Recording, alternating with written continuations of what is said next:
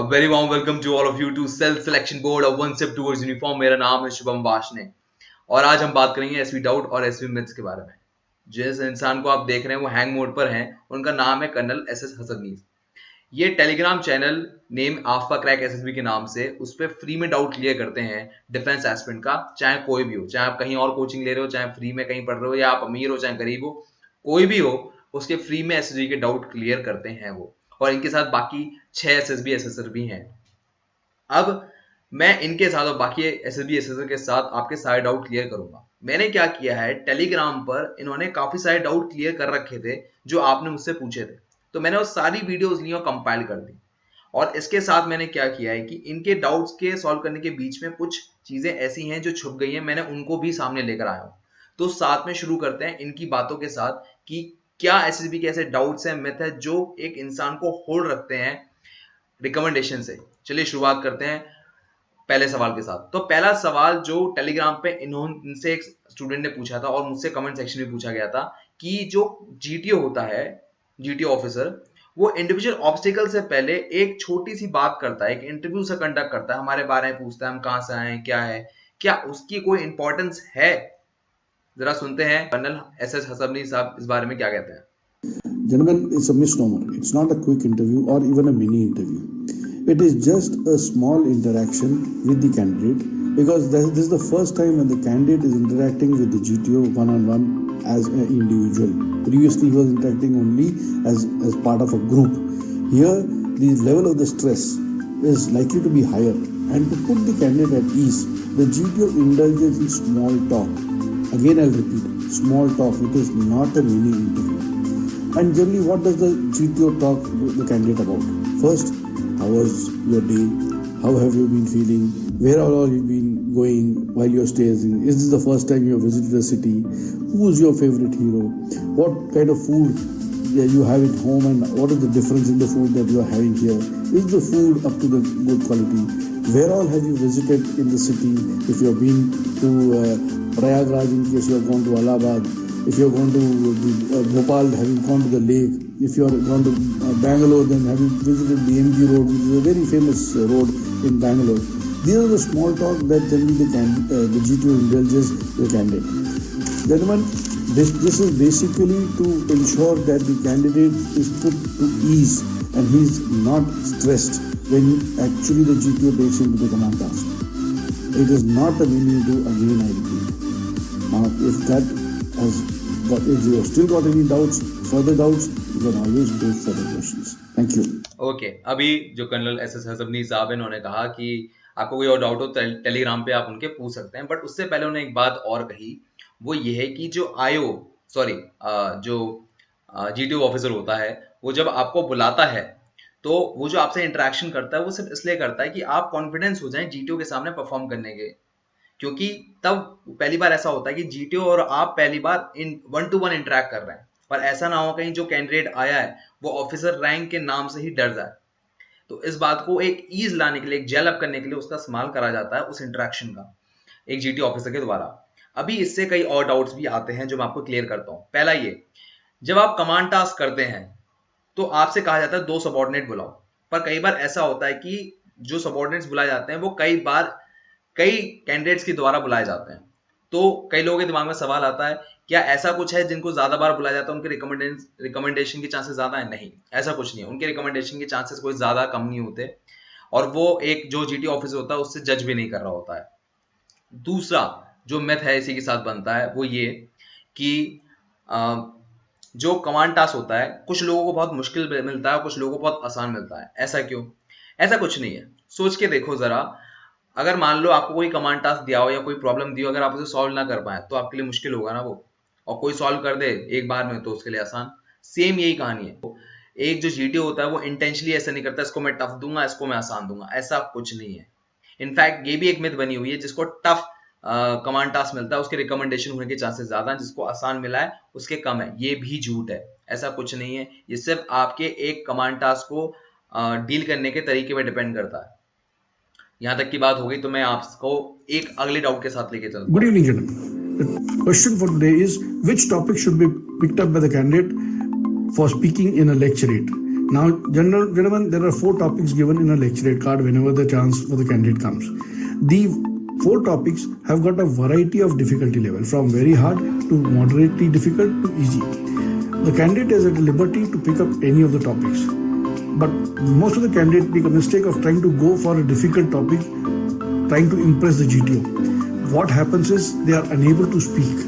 So what happens is, in spite of picking a difficult topic, if you are not able to speak, then it is more detrimental for the performance of the candidate. So what is more important is you pick up a topic which you are comfortable with. You are confident that you will be able to speak for 2.5 to 3 minutes.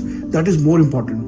And what is more important is, this is the first time the candidate is made to speak as an individual standing in front of the group. Till now, in the GD and the GPE, you had a discussion where you are part of the group and you are not standing out as a lone person.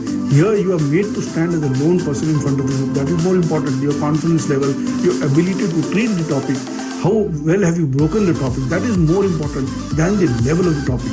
What is important, you should be able to speak. Your command over the language is exposed here.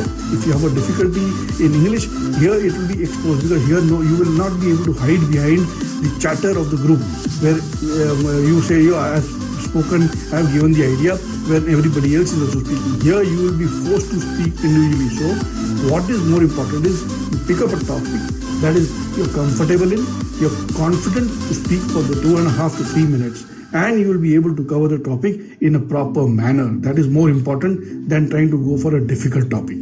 Thank you. अभी जरा यहाँ पर जो colonel साहब ने बात कही, इसको थोड़ा ब्रेक करते हैं। अशोक सर से थोड़ी देर बाद बात करेंगे। अभी कर्नल साहब ने बात कही कि डजंट मैटर कि टॉपिक कौन सा हो, उसको आप किस तरह से कंडक्ट कर रहे हैं वो इंपॉर्टेंट है। जरा मैं इसको थोड़ा डिटेल में समझाता हूँ आपको। मान लो एक टॉपिक आया है आपके पास S400 और दूसरा S400 वर्सेस S500, और दूसरा टॉपिक मिला है आपको बुक, आपकी फेवरेट बुक। आप कौन सा चूज करना पसंद करोगे? शायद अगर कर्नल साहब की बात ना सुनी होती तो आप शायद कहें S400 वर्सेस S500, उसके बारे में पूरा पढ़ के जाऊंगा और सुना दूंगा मैं। क्यों? क्योंकि आपको इंप्रेस करना है जीटीओ को। पर इससे कोई फर्क नहीं पड़ता है। अगर आप S400 वर्सेस S500 जो कि एयर डिफेंस मिसाइल सिस्टम है उसके बारे में बोल रहे हैं, तो आपको बहुत ज्यादा फैक्ट फाइल चाहिए होगी। दोनों की रेंज पता होनी चाहिए, दोनों की स्पीड पता होनी चाहिए, दोनों में से कौन सी सुपरसोनिक मिसाइल को डील कर सकती है, कौन सी स्पेस मिसाइल्स को डील कर सकती है, कौन सी स्पेस में सैटेलाइट जो लॉन्च करी जा रही है उनको डील करने का काम आती है। S400 इंडिया क्यों ले रहा है, क्यों S500 क्यों नहीं ले रहा, या दोनों हम क्यों नहीं ले रहे, S400 भी ले लें S500 भी ले लें। लेटेस्ट जो वर्जन होता है वो हमेशा ही अच्छा होता है। तो फिर ये सारे सवाल बन जाते हैं। अगर आप इन सबको डील कर सकते हैं तो अच्छी बात है, पर जो भी आप बोलेंगे वो आप लॉजिकल मैनर में बोलेंगे।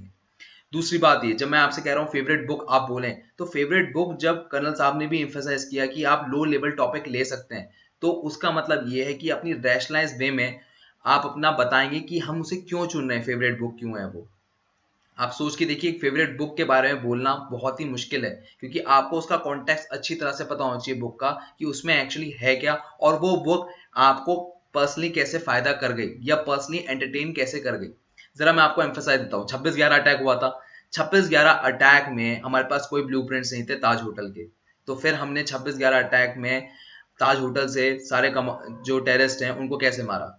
देखिए, वहां पर हमारे पास सिर्फ न्यूज चैनल थे, और न्यूज चैनल देख के हमें ये बात पता लग रही थी कहाँ पर आग लगी है, कहाँ पर नहीं लगी, कहाँ पर बॉम्ब ब्लास्ट से रूम फोड़ दिए गए हैं, कहाँ पर नहीं फोड़ दिए गए। अब जहां से बॉम्ब ब्लास्ट से रूम फोड़ दिए गए वहां तो टेररिस्ट होगा नहीं, ना ही वहां सिविलियन होंगे, और जो होंगे वो मर चुके होंगे। तो बात सीधे यहाँ बसती है, जो जगह खाली है वहां पर अटैक किया जाए। तो ये कॉमन सेंस है आपका, कि आप उस कॉमन सेंस के साथ रैशनलाइज वे में आप प्रेजेंट कर पा रहे हैं कि नहीं कर पा रहे हैं।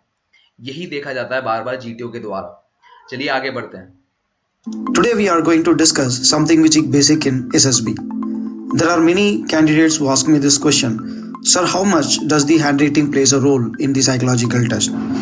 Remember, there are two parts of communication. One is the oral communication, the other one is the written communication. The GTO and the interviewing officer focus mainly on the oral communication, where the psychologist plays an important role in finding out your written communication. When you talk about written communication, it includes various aspects like your handwriting, grammatical, and then of course the spelling. Now, how much handwriting plays an important role? In your school and college times, now when you are praised by your parents, teachers and friends for having a good handwriting, to the extent that you are awarded more marks only based on your handwriting. Does that much important the handwriting plays a role in the psychological test? Whereas in the psychological test, your ideas are more important than your handwriting. But having a good handwriting will get you more marks. Whereas the psychologist focus though on the qualities, he also look for the clarity in your idea through the clarity in your writing.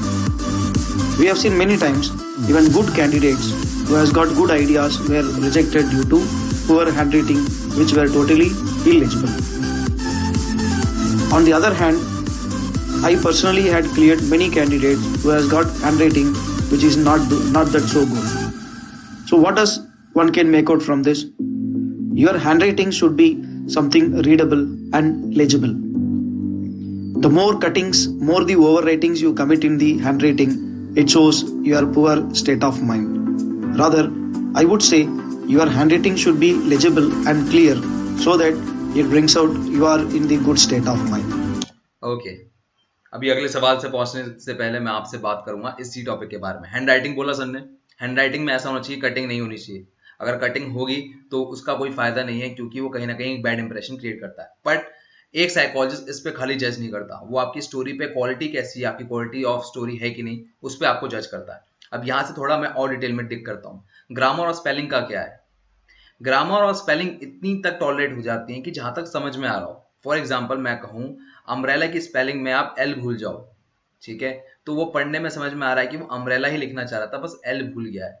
अगर मैं grammar की बात करूं तो was, is, are, M, ये गलती मान ली जाती है कि हो सकता है रह गई हो, जल्दबाजी में इंसान लिखते लिखते टेंस को भूल गया हो।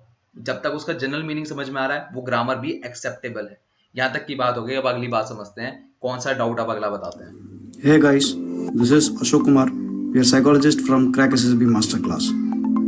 So to answer today's question, do you have to take your hero of different profession or someone who's always a student? Now first of all, the purpose of the main character is to bring out your 15 officer-like qualities.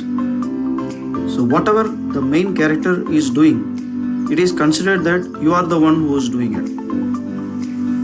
Now to talk about the various OLQs, if you restrict your main character with a student, at a level of a student, there are many tasks which he cannot do on his own.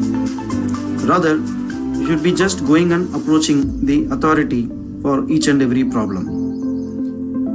If you have taken the main character is of some profession who has got some authority to do certain tasks, then it will be quite easy for you to carry on with your story. Say for example, if your main character is a student and he found a bridge is damaged, at the max what he can do is to go and approach the Sarpanch or the BDO to repair the bridge. In such kind of places, it is nothing wrong to consider your main character as an engineer who is working in the PWD, someone who has got the authority to take over the task himself. And moreover, considering your main character as a student only, it shows that your lack of imagination. If you remember the first instruction given in TAT, that this is a test of your imagination. So you are most welcome to imagine your main character is of any profession. When we talk about profession, there are certain kind of professions which are considered to be a low-level profession. Say for example, if you are considering your main character to be a security guard working in a company, or he is a low-level employee who is working a manual kind of a job. So laborer, such kind of a work, which obviously shows to the psychologist that your confidence is quite low and you are not valuing yourself adequately. So such kind of places, you are always welcome to take a character who is of a good position in the society, someone who is socially respectable. I hope you learned something from this video. If at all, please share this video with our okay so यहाँ पर अभी sir ने कहा कि आपको आपका कोई भी प्रोफेशन हो सकता है आपकी स्टोरी के अंदर। यहाँ पर उन्होंने बात क्लियर की। इसके साथ उन्होंने एक बात और क्लियर की कि आप उसे लिमिट मत रखें कि वो स्टूडेंट रहे या प्रोफेसर रहे या कोई लो लेवल का आदमी रहे, आप उसे कुछ भी बना सकते हैं जिससे वो प्रॉब्लम सॉल्व हो सके या वहां पर जो टास्क करना है उस पिक्चर के अंदर वो कंप्लीट हो सके। बट यहाँ से कुछ और दिक्कतें और आती हैं। आप में से कईयों को ये बात पता होगी कि जो पीआईक्यू फॉर्म होते हैं दो फिल कराए जाते हैं, एक जाता है इंटरव्यूइंग ऑफिसर के पास, दूसरा जाता है साइकोलॉजिस्ट के पास। तो क्या समझते हैं डिफेंस एस्पिरेंट, जो कि बहुत बड़ी मिथ है, कि जो भी हम स्टोरी लिखें वो ऐसे लिखें वो पीआईक्यू से रिलेटेड हो। अगर मैंने कोई स्पोर्ट्स के बारे में बात की, अगर मैंने फुटबॉल पीआईक्यू फॉर्म में लिखा है तो मैं फुटबॉलर होना चाहिए स्टोरी में। गलत, झूठ, ऐसा कुछ नहीं है, ये मिथ है। आपको बोला जाता है it's a test of imagination, आपको ये थोड़ा बोला जाता है test of your PIQ test. आप इमेजिनेशन के तौर पे आप कुछ भी एज्यूम कर सकते हैं जो उस पिक्चर में जो टास्क है उसको कंप्लीट करने के लिए, या कोई प्रॉब्लम अगर दिखाई दे रही है, अगर एक्सीडेंट जैसी प्रॉब्लम है, उस प्रॉब्लम को सॉल्व करने के लिए आप कुछ भी एज्यूम कर सकते हैं। आगे बढ़ते हैं, जो हमारे अशोक सर हैं या आगे जो भी एसएस आएंगे क्या बताते हैं। Your friends who are preparing for the SSB. Thank you. Hi, this is Commander Chakrapani from Crack SSB Masterclass.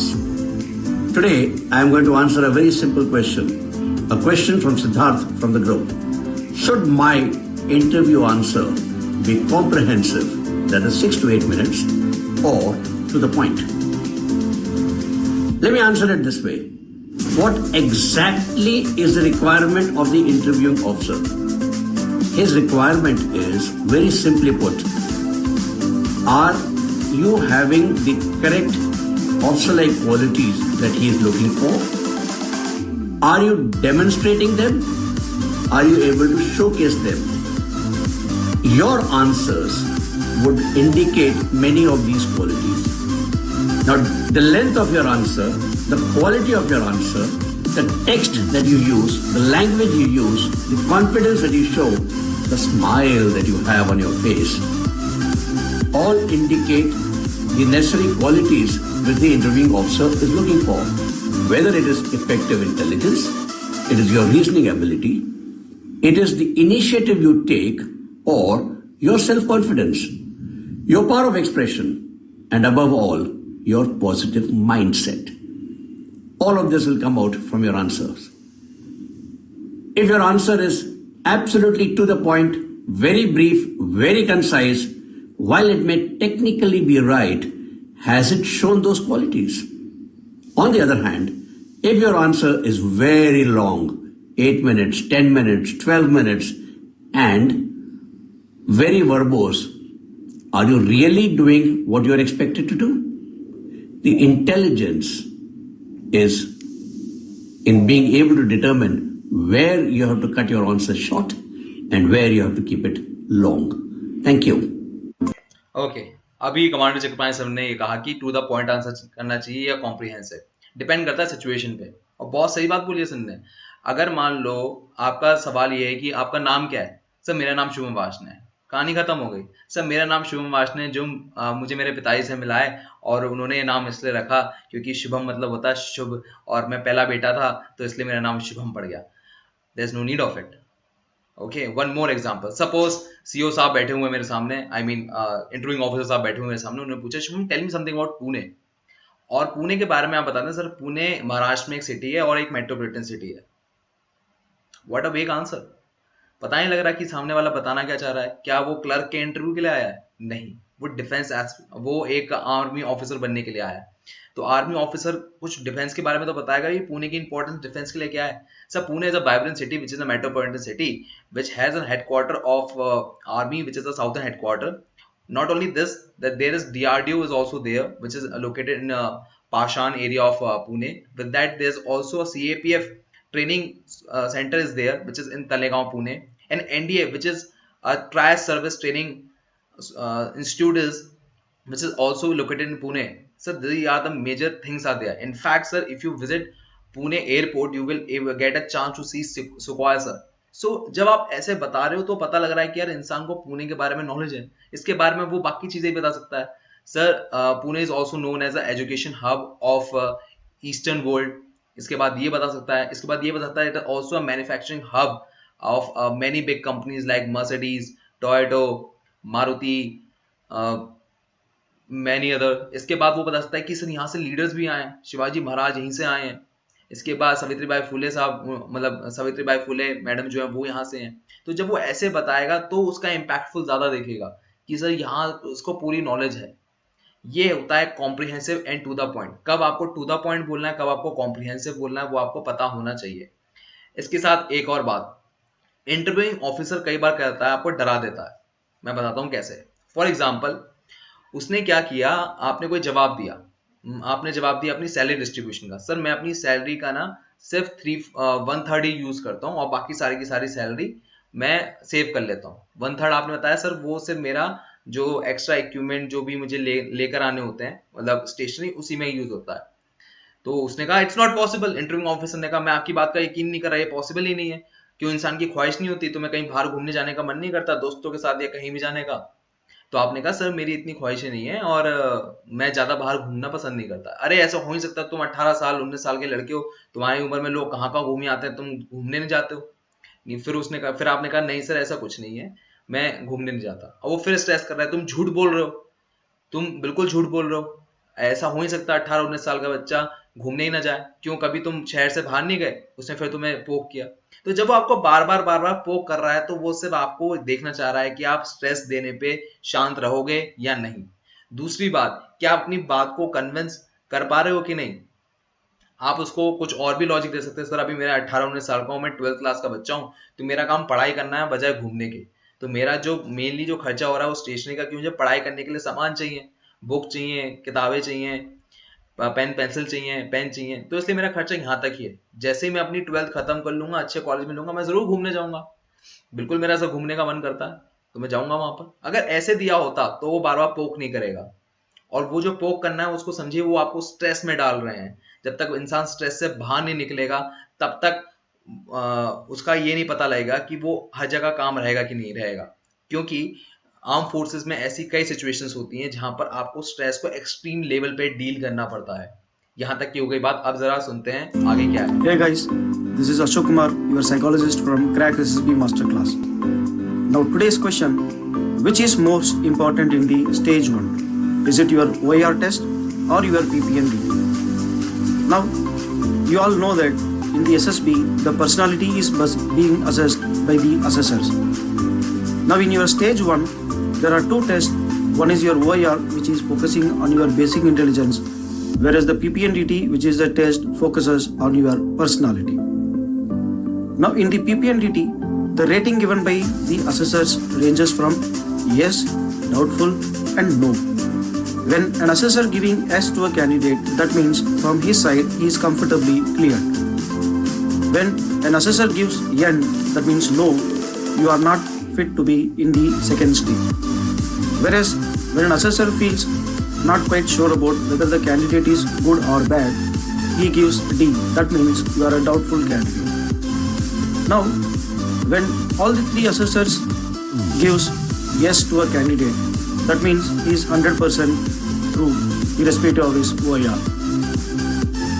In case you are being given the rating of no by all three assessors, in that case also your OER is not referred. That means your OER plays an important role when you are a borderline candidate. Now, what does the condition say? Being a borderline candidate or a doubtful candidate, if you are rated doubtful with all three assessors, or if one assessor or two assessors, in such cases, to get into stage 2, your OER should be either 1, 2, 3 or 4. In case of OER 5 candidate, you should be getting the rating of yes from 2 assessors at least to get into the stage 1. So being said this, as an assessor, not just me, you ask anyone who served in SSB, they all say in unison that PPNDT is the most important test in stage 1 for the simple reason it focuses more on your personality assessment. Though we cannot do a detailed assessment in stage 1 as it has only a brief period of time, but still we can find the basic qualities which are expected to be in the candidate. I hope you like this video. If at all, please do share with your dear and near ones to more about this particular thing. Okay, अभी Ashok sir ने ये Telegram पर फिर से एक सवाल का जवाब दिया, किसी डिफेंस एस्पिरेंट ने पूछा होगा। सवाल सिंपल सा था, सवाल ये था कि OIR और PPNDT में कौन सा इंपॉर्टेंट है। सर ने लास्ट में जवाब दिया PPNDT इंपॉर्टेंट है, बट OIR अगर बॉर्डर लाइन केस है तो बहुत ही ज्यादा रोल प्ले करता है आपके स्क्रीनिंग में, तो आप लापरवाही नहीं कर सकते आप। बट इसके साथ कई और भी डाउट्स और मिथ्स हैं। पहला डाउट या मिथ कहूं मैं से, फॉर एग्जाम्पल बेंगलुरु बोर्ड के बारे में आपने बहुत सुना होगा। बेंगलुरु बोर्ड के बारे में कहा जाता है कि वहां पर नरेशन बड़ा इंपॉर्टेंट होता है, जिसका नरेशन अच्छा गया ना वो स्क्रीन हो जाता है। झूठ है, ऐसा कुछ नहीं है। आपके अगर 3 से 4 टेस्ट हो रहे हैं तो 3 से 4 test SSB taken for granted नहीं लेता, चाहे OIR हो, चाहे PPDT हो, चाहे नरेशन हो, चाहे GD हो, वो टेकन फॉर ग्रांटेड नहीं ले जाते। हर टेस्ट की इंपॉर्टेंस होती है, हर टेस्ट को वो लेते हैं क्योंकि उसका असेसमेंट जरूरी है सेकंड स्टेज के लिए। क्योंकि जब वो GD लेते हैं तो उनको पता लगता है कि सेकंड स्टेज में GD कर पाएगा कि नहीं कर पाएगा। जब वो नरेशन लेते हैं तो समझ पाते हैं कि पर्सन इंटरव्यू में बोल पाएगा कि नहीं बोल पाएगा। जब वो आपकी स्टोरी सुनते हैं तो वो सुनते हैं कि यार टैट में इतना पोटेंशियल लगता है कि साइकोलॉजिकल टेस्ट के टाइम पर वो लिख पाएगा कि नहीं लिख पाएगा। ये तीनों एक ब्रीफ टेस्ट होते हैं ये चेक करने के लिए स्टेज 2 में परफॉर्म कितना कर सकता है, कितना नहीं कर सकता। That's all. ये होता है वीडियो का एंड। अगर अभी भी आपका कोई डाउट बच रहा है तो वो आप आफ्पा क्रैक एसएसबी मास्टर क्लास में जाके पूछ सकते हो। इररिस्पेक्टिव आप किसी कोचिंग में पढ़ रहे हो, नहीं पढ़ रहे हो, अमीर हो, गरीब हो, कुछ भी हो, आपका वो डाउट वहां पर वो क्लियर करेंगे x SSB assessor. So go and join it. मैं लेता हूं आपसे विदा, मिलते हैं आपसे अपने अगली वीडियो में। मैं उनको रोज सोचता हूँ, मैं उनको रोज सोचता हूँ। वो है अंतिम पगों